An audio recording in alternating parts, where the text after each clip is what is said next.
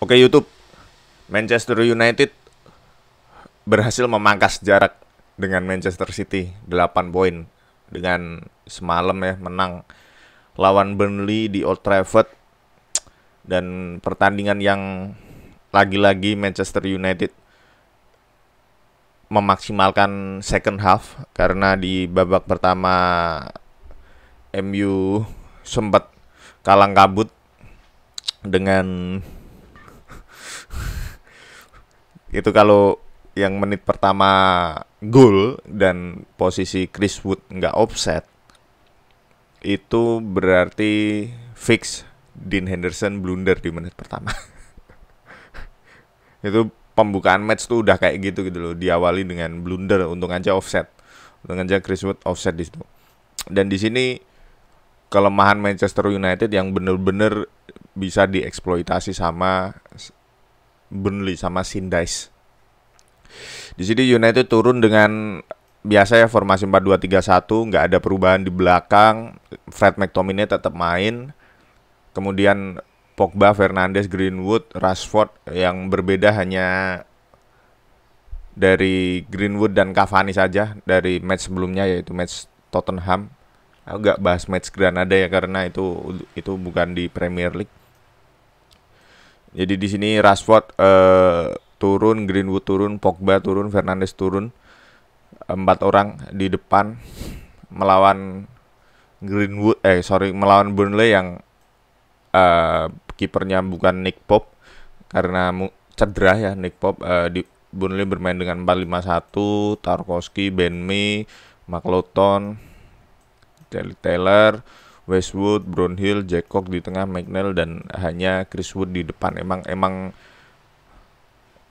begini cara main Burnley, emang selalu begini. Mereka main mengandalkan long ball, mengandalkan Chris Wood yang sangat-sangat secara teknikal memang Chris Wood nggak bisa disejajarkan dengan Rashford ataupun Greenwood ataupun pemain MU lain, tapi secara fisikal dan holding ball Chris Wood sangat-sangat bagus. Dia adalah target man yang bisa dimaksimalkan oleh cara mainnya Sindes, cara mainnya Burnley gitu loh. Dia bisa hold bola sampai rekan-rekannya yang dari dalam bisa naik, dan itu beberapa kali merepotkan MU dengan aerial duelnya. Di sini Burnley main sangat kompak ya, bahkan beberapa momen mereka bermain dengan formasi 6-3-1 bahkan di beberapa momen, karena untuk menjaga fullback United yang benar-benar naik gitu kan.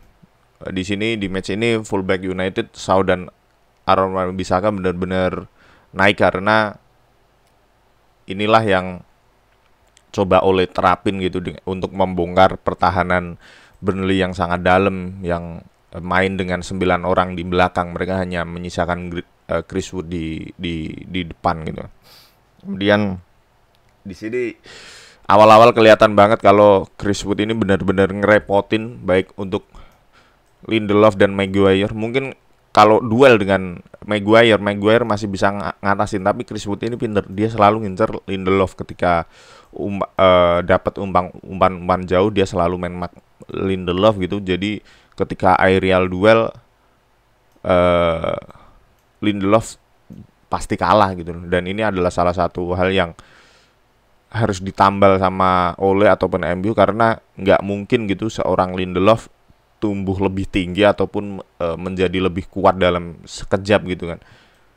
Jadinya ketika udara balance-nya sama Chris Wood ataupun jangkauan lompatannya akan selalu kalah. Dan ini juga ketika gol pertama juga kelihatan gitu loh, bahwa Lindelof dan Henderson, Lindelof tuh nggak lompat sama sekali, di situ ketabrak sama Dean Henderson dan akhirnya gol dari Chris Wood. Untung aja offset itu di menit pertama. Kemudian pertengahan babak pertama MU lagi-lagi mencoba untuk memanfaatkan fluiditas dari pemain-pemainnya gitu kan. Ya, front four ini dia nggak nggak selalu seperti ini, nggak selalu Pogba di kiri, Greenwood di kanan, bahkan kadang Rashford yang ada di sini, Pogba lebih dalam, Fernandes di kanan, Greenwood di tengah. Mereka sering banget rotasi, mereka sering banget nyari ruang karena butuh kombinasi-kombinasi yang nggak bisa di man mark sama ataupun mengacaukan dalamnya pertahanan 6 orang ini gitu loh. Jadinya 4 orang ini harus mobile, harus sangat mobile. Aku juga nggak tahu kenapa Ole nggak masang Cavani sejak awal ya. Itu juga mungkin dia mempercayakan Rashford ini main juga agak mengejutkan karena infonya dia cedera gitu, tapi ternyata dia sanggup main. Kemudian lagi-lagi ya itu tadi di pertahanan babak pertama Burnley ya long ball bahkan hampir sepanjang pertandingan long ball terus, dan ini benar-benar memanfaatkan lemahnya partnership Maguire dan Lindelof. Mereka dengan adanya long ball mereka mengeliminasi Fred dan McTominay. Dua orang holding ini ketika dapat long ball dari belakang istilahnya nggak guna karena Chris Wood posisinya selalu di sini. Dan itu yang membahayakan. Jadi skema pressing MU tuh nggak bekerja gitu loh, nggak bekerja karena selalu langsung tereliminasi dengan long ball dari belakang. Tuh. Kemudian di akhir babak pertama ada satu kesempatan yang benar-benar itulah kenapa aku mempertanyakan oleh memasang Greenwood ataupun Rashford ketimbang Cavani sejak awal gitu. Karena ketika ada chance di sini, ketika Rashford berhasil dapat umpan kemudian ngirim crossing ke tengah, di sini Greenwood telat buat lari ataupun telat buat respon crossing dari Rashford. Nah, jadi di sini dia miss bola udah padahal itu tinggal tap in, tapi Greenwood miss chance itu. Mungkin akan berbeda jika Cavani yang ada di situ, dia lebih tahu, dia lebih berpengalaman kapan kira-kira Rashford akan melakukan crossing, itu dia tahu. Tapi di sini Greenwood telat, dia miss satu chance yang mungkin itu bisa merubah jalannya pertandingan karena itu di akhir-akhir babak pertama gitu loh. Musuh akan seperti Burnley akan telat untuk merespon. Kemudian ada juga ini ya, dari keseluruhan babak pertama tuh aku mikir apakah emang bener kalau Maguire tuh butuh partner selain Victor Lindelof. Karena mungkin Lindelof strong ketika low ground ya, mungkin ketika tackle dia strong, untuk screening lawan dia oke, tapi ketika harus dihadapin sama tim-tim yang seperti Burnley ini dan striker-striker besar yang berani untuk duel, Lindelof akan kocar-kacir. Dan itu mungkin harus dipertimbangkan sama Ole untuk, aku tahu Lindelof pasti akan berkembang, dia pasti akan improve di situ. Cuma dia nggak sekuat misalnya let's say Tarkowski ataupun Ben Mee gitu. Tarkowski ketika gol pertama dia bahkan ngehajar Maguire, dia berhasil wrestling, berhasil menang balance dengan Maguire. Maguire di situ jatuh, Tarkowski heading gitu dengan bebas gitu akhirnya. Lindelof nggak sekuat itu, bahkan nggak sekuat Maguire. Ini yang harus diimprove dari Victor Lindelof ya. Awal babak kedua oleh sadar kalau Burnley mengandalkan long ball, dan di sini Fred nggak guna sama sekali di skema ini karena ya dia adalah pemain paling pendek ya di match itu, aku rasa. Jadi untuk menghadapi long ball sangat-sangat enggak, long ball yang tinggi sangat-sangat enggak efektif Fred di sini. Di situ Fred langsung ditarik, digantiin oleh Cavani, dan di sini sebagai konsekuensi Pogba yang sempat istilahnya ngosak-ngasik, istilahnya sangat dominan di sepertiga lawan, di 2/3 lawan. Di sinilah pokoknya di area-area sini dia harus mundur dan bermain lebih konservatif gitu. Padahal dengan berpartner dengan McTominay dia menjadi holding. Sementara Cavani kadang main di kanan, kadang main di tengah, dan itu dia sama skema MU tetap mobile di tengah gitu. Pogba drop deep, dan gol pertama itu murni dari kerjasama, menurutku kerjasama Rashford ini dengan Shaw. Dan di kiri mereka mungkin udah saling mengerti ya, Shaw sama Rashford ini. Ketika Shaw mengirim umpan, Rashford dengan kerennya gitu kan melewati pemain Burnley dan akhirnya ngirim umpan. Dan di sini yang aku salut juga, kerennya Bruno Fernandes ketika tahu temennya gitu loh. Dia paham situasi Manchester United, dia paham posisi teman-temannya, dan itulah pemain yang punya visi yang jelas di situ. Dia ketika dia mungkin mengambil keputusan untuk shoot, di situ ada Tarkowski dan Ben Mee yang siap ngeblok. Dia lepasin ke Greenwood yang bener-bener bebas, dan akhirnya shoot, dan gol pertama terjadi. Dan di gol kedua yaitu tadi corner, lagi-lagi aku nggak tahu, James Tarkowski ini bener-bener kuat secara aerial ya, secara duel udara gitu. Bahkan dia memecundangi Maguire yang kalah heading di situ. Ya mungkin ada sedikit sikut ya di situ, cuma ya itu duel bener-bener duel back gitu. Dan di situ harus diakui Tarkowski menang ketimbang Maguire di gol itu, dan nice heading di situ. Henderson bahkan nggak bergerak gitu. Ini satu area yang harus diimprove sama Manchester United, bola-bola mati dan bola-bola udara. Udah sering banget kebobolan di situ.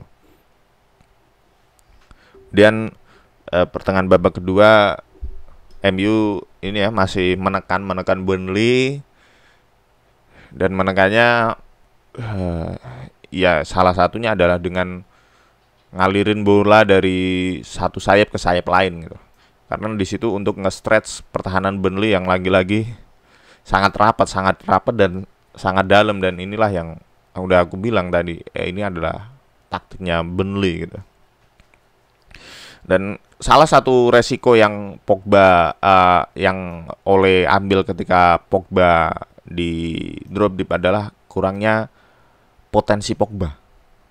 Jadi Pogba menurutku sebagai holding ataupun sebagai deep lying playmaker ataupun bermain lebih ke belakang, dia akan kurang efektif karena dia nggak bisa fisikal atributnya, nggak bisa buat ngehajar orang-orang Burnley gitu loh. Maksudnya dia di situ teknikalnya sangat bagus, sangat keren kalau keeping bola di area musuh, tapi ketika di belakang dia kayak kehilangan sesuatu. Padahal menurutku ketika lawan tim yang hanya mengandalkan satu pemain untuk focal point attack, menurutku satu holding midfielder seperti McTominay aja udah cukup, dan Pogba bisa diberikan kebebasan gitu, bebas untuk maju. Dan ini terbukti di golnya ini ya, gol kedua gitu loh, ketika Pogba di sini dan dia dapat umpan dari Bruno Fernandes gitu, dia maju ke depan sampai daerah sini. Dan di sini dia memberikan umpan kunci ke Greenwood yang akhirnya agak sedikit beruntung karena bola kena kakinya Jack Cork, kemudian berbelok ke arah, jadi Peacock Farrell nggak bisa berbuat banyak gitu. Nah ini gol yang membuat Burnley ini ya memasukkan Matheus Vidra sama Jay Rodriguez untuk ngejar kekalahan si Burnley ini.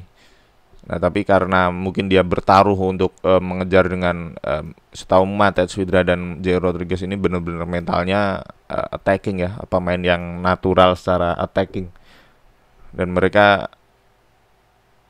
ya aku yakin untuk ngejar ketertinggalan Burnley, tapi di situ akhirnya berhasil. Dari situ setelah duel yang cukup ribut di tengah, Maguire berhasil ini Rashford udah keluar ya. Berhasil ngirim umpan ke siapa ya? Ke Bruno, Cavani, lupa aku, ke Bruno kalau nggak salah. Ya pokoknya ke pemain United dan kemudian dapat ke Cavani, di situ Cavani ngelebarin ke Greenwood kepada Fernandes. Di sini pergerakan pemain MU cukup oke punya, dan Van de Beek akhirnya ngirim umpan ke Cavani dan gol. Dan ini asis pertama Van de Beek ya di United di Premier League. Itu aja sih. Dari ini lagi-lagi adalah kesekian kalinya MU nggak mencetak gol di babak pertama dan sangat bersinar di babak kedua. Nggak masalah, yang penting menang dan 8 poin dengan City. Tinggal berharap City jatuh ke depannya, MU terus konsisten, dan kita bertemu dengan match lawan Leeds nanti. Thank you.